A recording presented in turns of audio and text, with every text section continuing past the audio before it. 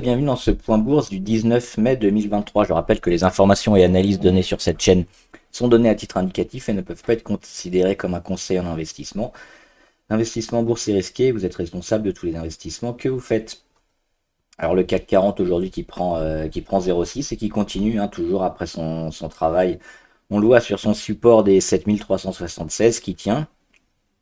Il se relance, il finit sa consolidation, une consolidation quasiment à plat. On a cassé l'oblique, la petite oblique très court terme de correction. Puis après avoir bien travaillé l'oblique, on continue d'augmenter, de monter sur les marchés. Alors en ce moment, il y a 17 heures, c'est à 11 heures heure des États-Unis.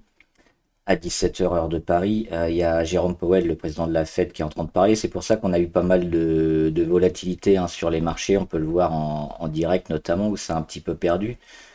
Voilà, 17 heures. Donc là, on a la journée, on ouvre un léger gap haussier.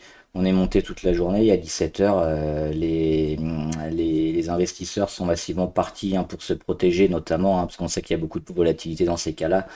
Donc ça ne veut pas dire qu'il va forcément y avoir de mauvaises choses, c'est surtout une protection pour éventuellement anticiper des gros mouvements et des mauvaises nouvelles, mais ça reviendra, les flux reviendront s'il n'y a pas de gros changements. Donc il faudra voir ce que Jérôme Powell nous dira en ce moment. Alors en journalier on y revient, donc toujours positif, on est toujours aussi dans ce biseau ascendant sur le CAC et surtout au niveau du support au-dessus.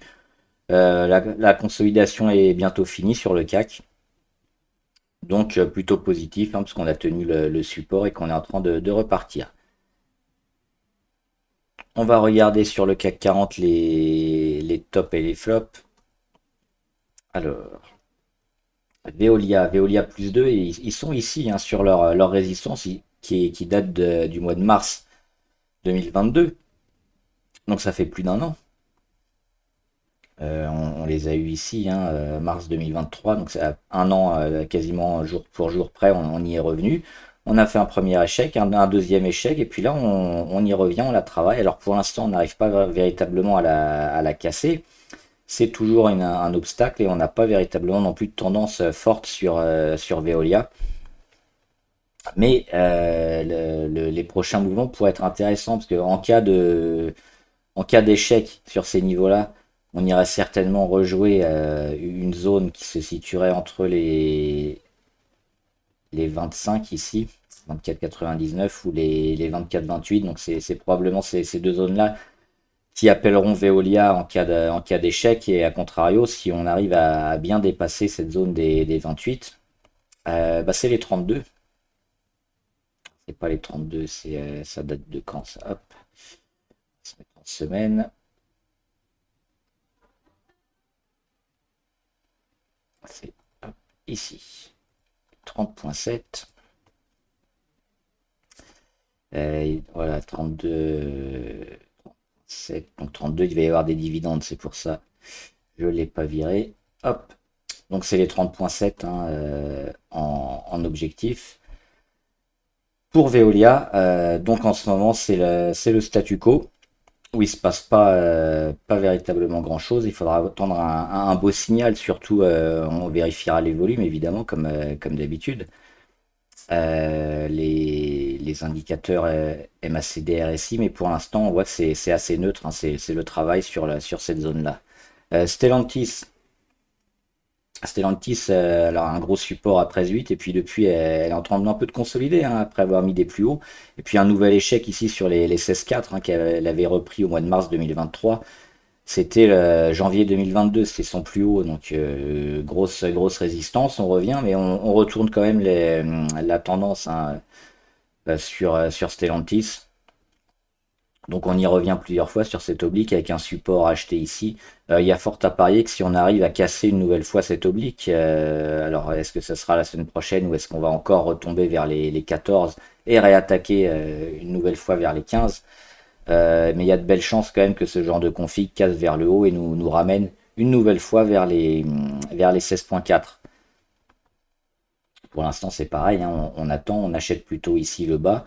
Et puis le jour où on vient casser franchement l'oblique, ça pourrait être un signal intéressant. Au niveau de ce qui n'a pas marché sur le CAC Kering, Le luxe, le luxe un peu moyen, et puis Kering toujours un peu moins fort que LVMH et Hermès. Ils sont un peu dans un petit biseau aussi entre les lignes blanches ici qu'on peut voir, un biseau ascendant pareil sur Kering. Donc là, on revient à la fois sur le bas du biseau, on revient à la fois sur cette oblique sur les plus hauts ici de fin 2021, début 2022. C'est une oblique qui avait cassé, qui avait peut-être permis d'entrevoir la poussée sur Kering, mais finalement non. Et la moyenne à 200 ici en rose, hein. Hop, on la suit, elle est là, la moyenne à 200. Hop, elle remonte et elle revient ici. Donc il y a une concordance ici de plein de zones. L'oblique des plus bas du biseau, l'oblique de correction sur les plus hauts précédemment, et la moyenne à 200. Donc de grandes chances de repartir normalement sur Kering. Et après, il faudra attaquer une nouvelle fois la résistance, mais le retournement est pas loin aussi de s'opérer sur Kering. J'en avais parlé déjà dans pas mal de vidéos précédemment. Il y a peut-être un rattrapage à jouer sur Kering parce qu'on a vu qu'elle était énormément en retard par rapport aux autres secteurs du luxe. Alors est-ce qu'il va y avoir un rattrapage ou est-ce que Kering est effectivement moins forte et a du mal à faire autant de marge que ses concurrents? Il faudra voir les résultats et puis les résultats quand ils tomberont prochainement. Mais il y aura certainement un coup à jouer ici, hein, sur le luxe. Et Kering et Silor. Et Silor qui se rapproche ici de sa résistance, hein, à 191. On n'est pas allé la chercher, on a quasiment un double échec ici sur les 188. Et un petit gap sur les 176. Donc on peut s'attendre à une nouvelle fois un petit retour ici sur les 176. Même si à moyen terme on est plutôt bien orienté, mais c'est pareil, là on est un peu entre deux, donc investir sur ces niveaux-là, c'est pas forcément le meilleur des moments parce qu'on on peut avoir un gros changement dans les marchés qui vont nous mettre la tendance un peu plus forte et pour l'instant on l'a pas, donc on achètera plutôt les 176 ou même un peu moins, les 170 si on y revient. Ou la cassure ici des 193, parce que là c'est entre deux. Et on va faire les actions du portefeuille qui étaient intéressantes. Et on va faire un petit suivi. Alors sur ABV, on voit ils ont cassé très légèrement, hein, leur moyenne à 200, mais ils sont déjà revenus au bout de 3 jours. On l'avait vu ici, hein, à niveau de la MACD, grosse correction, et puis là on est en fin de correction sur la MACD, on est déjà revenu en territoire négatif, on attend l'inversion de tendance sur les lignes.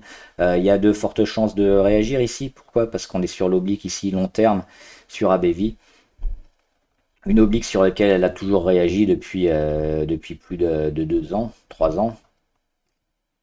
Donc on peut s'attendre encore à une nouvelle réaction, hein, sur cet acteur de la santé notamment. Les techs, alors Alphabet, elle a été chercher sa résistance. On va zoomer, on fait une mèche haute et on est été chercher ici les 124. Pour moi, c'était l'objectif. Donc moi, je vais remonter mes stops parce que je m'attends maintenant à pas mal de construction et surtout certainement un peu de pullback, hein, parce qu'on partait de loin. On a cassé ici. Là, c'était le signal d'achat autour du 20 mars, autour des 100. Donc j'ai acheté un peu plus haut, j'ai attendu quelques jours sur les 103. Donc ça nous fait quand même, hop, pour l'instant une montée, hein, on est allé chercher 22%, on est allé chercher l'objectif à 20%. Et moi je mets un stop loss autour des 17-18%, hein. On verra si ça peut continuer à monter, mais ça va être compliqué de monter en ligne droite. Il y aura certainement de la construction. Et puis si on y revient, oui, pourquoi pas aller chercher les 150. Mais déjà en premier objectif, et puis à voir après comment le marché réagira. Mais on va certainement construire pas mal après avoir cherché ce premier run et puis les 124.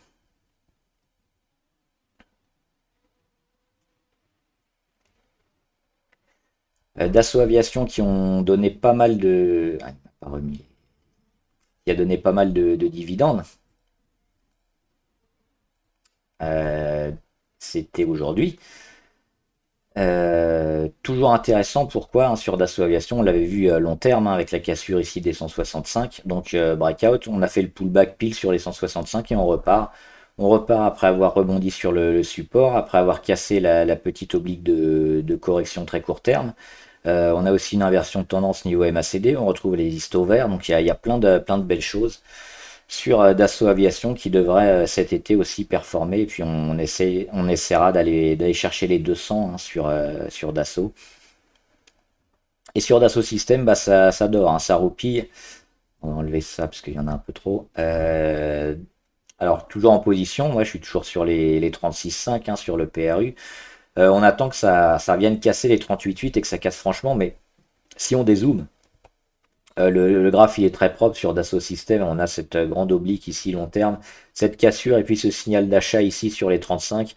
On va chercher ici la résistance, on travaille, phénomène d'accumulation et normalement ce phénomène d'accumulation là il doit déboucher sur une sortie vers le haut. Alors je dis il doit parce que c'est statistiquement ce qui se passe de plus probable lors d'un graphique similaire, c'est-à-dire qu'on a plus de chances d'aller retourner la tendance vers le haut que vers le bas. Maintenant, c'est pas 100% de chance, hein, il n'y a pas 100% d'occurrence à chaque fois, sinon bah, tout le monde le ferait et tout le monde serait millionnaire, c'est pas comme ça malheureusement, mais on a quand même de belles chances d'aller chercher beaucoup plus haut sur Dassault.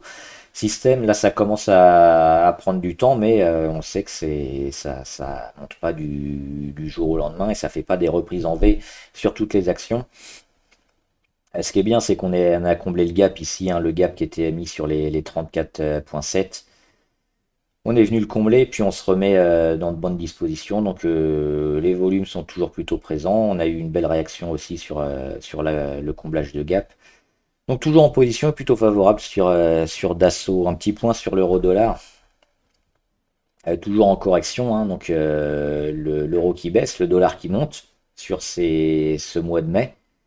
On a le début mai ici, hein. Donc petite baisse de l'euro. Et là on revient sur un support intéressant, hein, les 1,0787.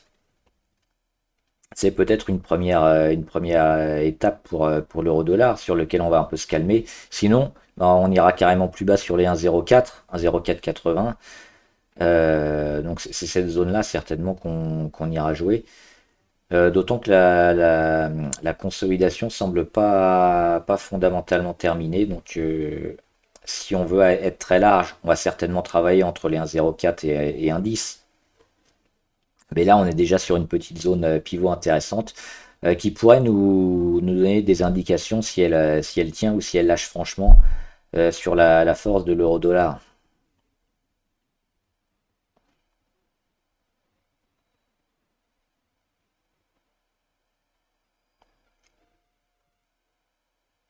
Nacon, alors Nacon, ils continuent leur progression. Moi, je suis parti. Alors, je suis pas parti au plus haut, malheureusement. Je suis parti un petit peu avant.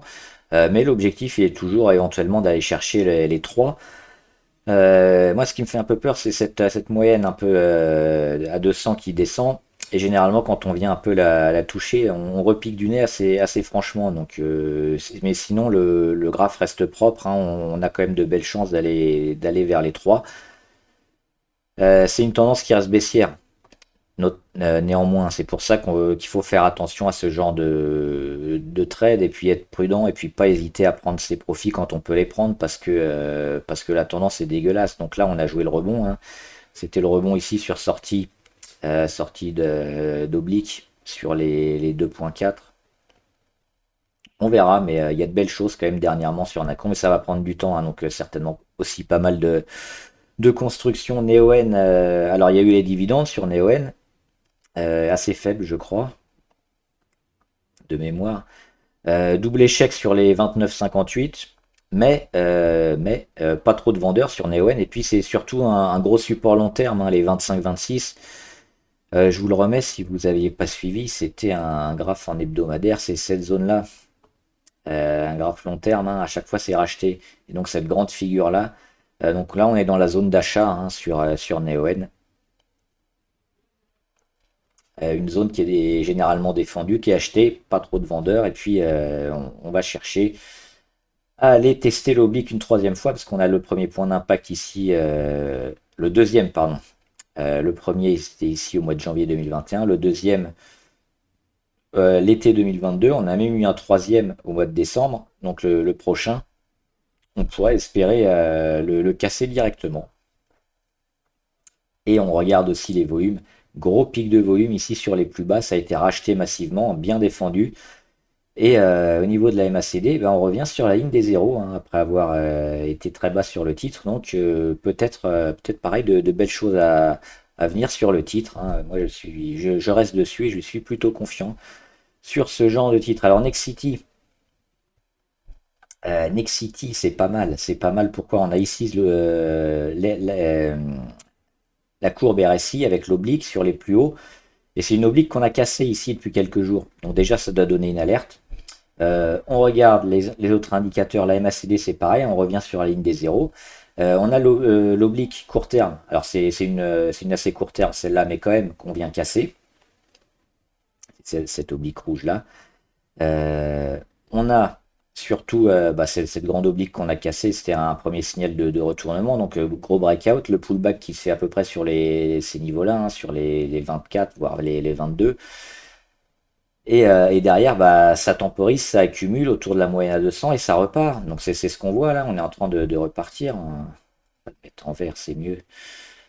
Sur les 24, donc il y a eu de la réaction sur les 24, il y a eu des réactions sur la moyenne à 200, on a stoppé la correction ici, l'hémorragie, hein, sur l'oblique court terme. On a déjà eu ce premier mouvement, hein, breakout pullback. Donc maintenant, ce qu'on attend, c'est la mise en place de la tendance qui a été initiée ici sur le rebond technique, hein, mois d'octobre, octobre-novembre de l'année dernière. Donc pour acter un retournement à la hausse. Donc les premières étapes, c'est ici, hein, sortie d'oblique, breakout. La deuxième, troisième étape, le pullback. Quatrième étape, l'accumulation. Et puis la cinquième étape, on repart et puis on affirme la tendance qui doit se dessiner, la tendance à la hausse sur Nexity. Voilà, donc ça peut être certainement un point d'entrée intéressant. Nvidia, on va faire rapidement.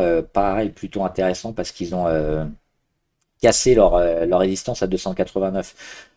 Moi, j'avais pas parié dessus. Je pensais qu'on avait un petit retour sur les 250 avant d'y revenir. Et ben non, finalement, Nvidia, elle a tout cassé. Les 289, hop, c'est du passé. Et puis l'objectif, c'est d'aller chercher les 346. Donc ça sera un bel objectif pour ceux qui sont encore dessus sur la valeur pour probablement monter les stops ou prendre ses profits.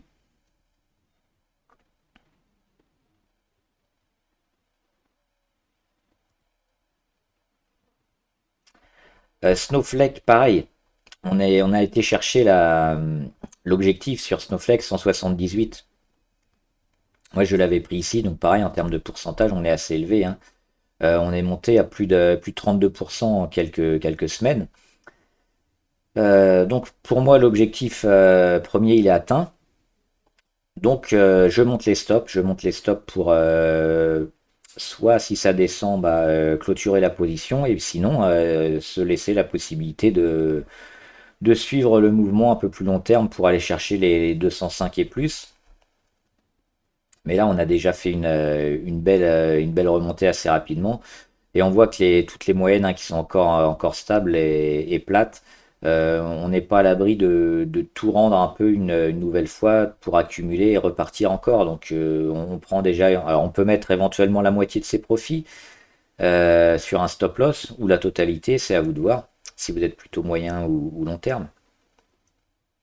Mais déjà, on voit que après cette arrivée sur les 178, aujourd'hui, on a déjà rendu quasiment tout ce qu'on avait gagné la veille. Donc, c'est une zone à défendre qui va être un peu compliquée, sur laquelle on peut prendre une bonne partie de ses profits après pour rentrer.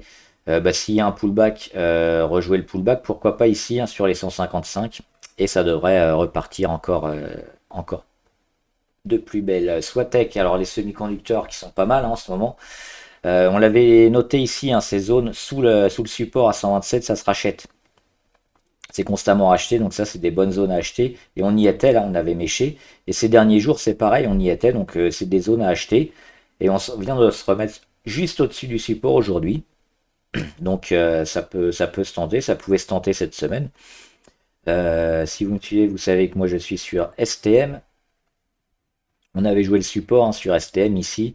Et depuis, après une petite période d'accumulation et de travail sur la moyenne à 200, inversion de tendance niveau MACD, cassure d'oblique niveau RSI, donc on a tous les signaux sont au vert sur STM, ça monte, ça monte, ça monte. L'objectif, il est là hein, d'aller rechercher les 49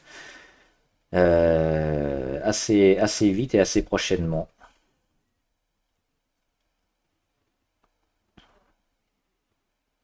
Alors Valeo, malheureusement, j'en ai pas pris du Valeo, hein, j'étais ailleurs, hein, je peux pas tout prendre malheureusement. Bah, ça a bien fonctionné, hein, parce que si vous suivez, pareil, on avait noté ici cette oblique, l'oblique verte sur les plus bas, avec la belle réaction ici sur la mèche basse le 20 mars. Et une nouvelle fois le 26 avril, donc c'est une zone qui a été défendue au mois d'avril, et c'est une zone sur laquelle on pouvait se placer. Derrière, qu'est-ce qu'on fait? On casse tout.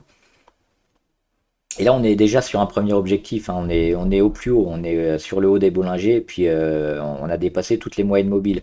Donc éventuellement, en très court terme, on peut quitter la position ou monter les stops, mais on n'a pas encore de signal de fin de rebond, donc pourquoi pas aller chercher toujours plus haut hein, sur Valeo. Si on dézoome un peu, ça manque un peu de force quand même, il faudra vraiment casser les 21,9, les 22 pour espérer lancer un beau retournement, parce qu'on a eu, en suivant cette oblique-là, hein, la cassure de l'année 2021-2022 ici, avec le signal d'achat qui était intéressant. On a fait le breakout, là on fait le pullback, et on a du mal à revenir sur les plus hauts, donc c'est véritablement cette zone à 22 qui sera intéressante à casser une nouvelle fois pour lancer un mouvement un peu plus long terme, et un mouvement haussier Alerte déclenchée. sur Valeo. Et Volkswagen, pareil, ils ont donné du dividende hein, dernièrement. C'était la semaine dernière, je crois.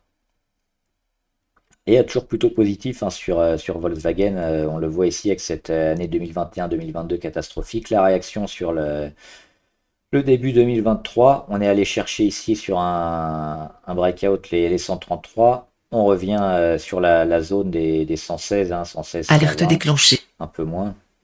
Une zone d'accumulation qui est achetée en permanence. Et puis c'est pareil, il y a plus tellement de vendeurs hein, sur Volkswagen sous ces zones-là.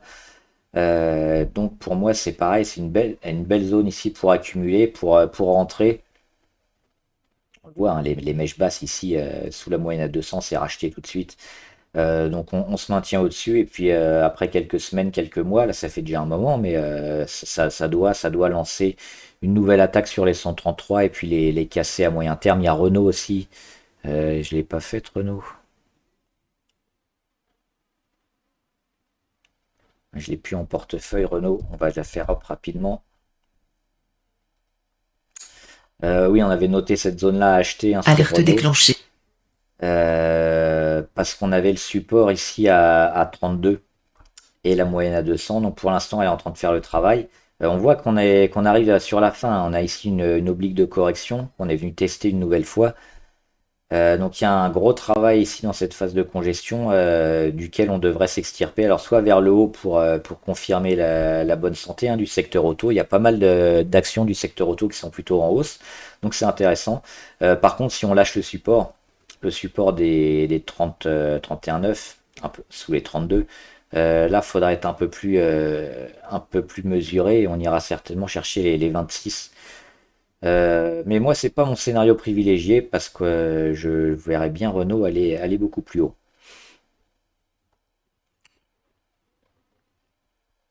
Et Worldline, Alerte déclenchée. ils ont encore tapé leur oblique ici hein, sur les plus hauts, l'oblique sur les plus hauts, donc c'est une oblique intéressante. On avait eu cette belle annonce aussi, je crois que c'était un Alerte partenariat, déclenchée. un partenariat avec Crédit Agricole, hein, ça a été vendu dans la journée, mais ça avait été c'était plutôt encourageant. Et puis c'est pareil, il n'y a pas de vendeur. Dès qu'on casse le support, c'est racheté en permanence, hein, le support des 37, 14. C'est racheté ici au mois de décembre, c'est racheté au mois de mars. Les plus hauts de plus en plus bas, les plus bas quasiment au même niveau. Donc phase de congestion, là on est dedans, et on devrait en sortir très bientôt. On a des volumes, des petits pics de volume intéressants, hein, assez forts.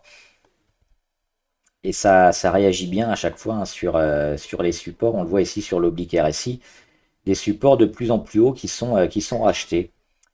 Donc sur Worldline, c'est pareil, on attend aussi des belles nouvelles et puis de casser cette oblique rouge ici, hein, qui actuellement, bah, on est dessus hein, sur les 40.3 environ, pour aller chercher Alerte les déclenchée. moyennes et puis surtout la grosse résistance à 47,5. Et en valeur abonnée, je crois qu'on en avait, ah, j'avais quasiment tout fait. On va regarder juste Valourec, parce qu'on y allait directement hein, sur Valourec, j'avais répondu en commentaire qu'on irait certainement chercher les 11.3 rapidement. Et ça pouvait être un premier objectif. Bah, c'est ce qu'elle a fait, Valourec. Hein. On a cette oblique de correction ici qu'on a cassé. Donc là, on va zoomer. Ici, lundi, Alerte déclenchée. le 15 mai, on pouvait éventuellement prendre position ou attendre le lendemain, mardi. On avait la confirmation. Donc ici, on pouvait prendre une position sur Valourec pour aller chercher les 11.3. Bah, ça n'a pas mis longtemps. Ça a mis une ou deux journées. Et on y est allé directement. Alerte déclenchée. Donc on pouvait vendre directement, hein, parce que la tendance elle est quand même baissière sur Valourec. Pourquoi? On regarde la moyenne à 200, elle est ici. C'est les petits pointillés roses. Donc on est venu la chercher et on a cassé ici, franchement, le 19 avril. Donc le 19 avril, gros signal de faiblesse sur Valourec. On va la mettre ici. Donc tant qu'on dépasse pas les 11,26 hein, ou les 11,3, c'est à peu près. Sur Valourec, on est plutôt en tendance baissière. Mais ici, on avait une zone de rebond technique à minima à jouer parce qu'on avait le support, parce qu'on avait la fin de correction. Donc ça s'est joué rapidement. Hein. Des fois, ça met une ou deux semaines pour monter gentiment comme ça. Là, il fallait être très rapide à la fois dans l'achat et la vente parce que ça s'est fait en 2 jours. Maintenant, pour Valourec, la suite, bah, pour redevenir positif sur Valourec, il faut casser les 11,3, hein, la moyenne à 200 sur les 11,3. Sinon, un petit retour ici sur support, s'il tient, ça pourrait toujours se racheter. Hein. On va finir avec le Brent. Parce que le pétrole, il est caché, il est là le pétrole. Le pétrole, toujours assez neutre sur le pétrole. Hein. Ici, le gros gap, c'est quoi? C'est l'OPEP qui a annoncé la réduction du nombre de barils. Donc forcément, le prix a augmenté. Après, il a continué un peu sa chute, il a comblé le gap rapidement, mais il a réagi et puis il casse pas sur tous ces niveaux-là. Hein. Les 70-75, c'est des niveaux à pas lâcher pour emmener le pétrole plus bas. Euh, Ce sera aussi un signe de récession. C'est-à-dire que s'il y a pas assez de demande, bah, le pétrole il va se vendre moins cher, donc il va casser ces niveaux-là et il va aller beaucoup plus bas. Pour l'instant, on n'a pas la récession. L'économie est résiliente, donc on tient ces niveaux-là. Tant qu'on les tient, on peut espérer encore de la croissance sur les marchés, sur les valeurs pétrolières et autres. C'est aussi un signal et je trouve plus le mot, c'est un canard, un colibri, je sais plus ce qu'on les oiseaux qu'on mettait dans les mines pour voir s'il y avait de l'oxygène ou pas.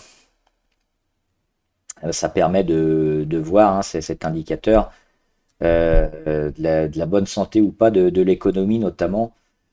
Donc surveiller ces niveaux-là hein, pour voir s'il va y avoir éventuellement une récession ou la continuation des marchés plutôt à la hausse. Voilà, j'espère que la vidéo vous a aidé.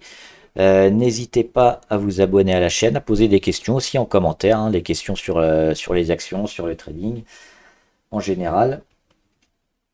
Et à jouer. Hein, le jeu reprend jusqu'à dimanche, donc pour la semaine prochaine pour les qualifs pour tout le monde. Et il y aura un nouveau jeu pour le 14 juillet, donc il faudra donner le montant du CAC pour le 14 juillet. Donc ça va se dérouler toute la semaine prochaine. J'expliquerai en commentaire les modalités du jeu. Et puis pareil, il y aura des points à gagner pour ceux qui sont le plus proches. Bon trade, à plus.